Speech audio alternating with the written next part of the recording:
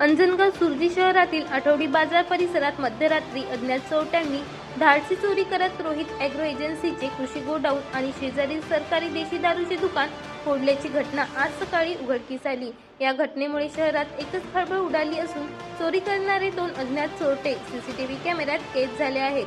पोलिसांनी फुटेजच्या आधारे आरोपींचा शोध सुरू केला आहे। मिळालेल्या माहितीनुसार रात्री सुमारे 2:40 सुमारास चोरट्यांनी लोखंडी रॉडच्या साहाय्याने दोन्ही दुकानाचे शटर वाकवून आत प्रवेश केला।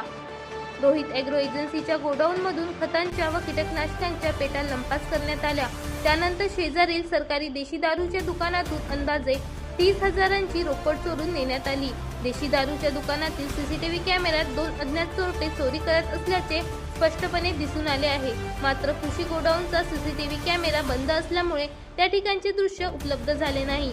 आज सकाळी 6:30 वाजण्याच्या सुमारास काही नागरिकांच्या निदर्शनास दुकानाचे शटर फोडल्याचे आल्यानंतर त्यांनी तत्काळ गोडाऊन मालक सुधाकर टिपरे यांना दूरध्वनीद्वारे माहिती दिली। त्यानंतर टिपरे तसेच देशी दारू दुकानाच्या मालकाने अंजनगाव सुर्जी पोलीस ठाण्यात तक्रार दाखल केली।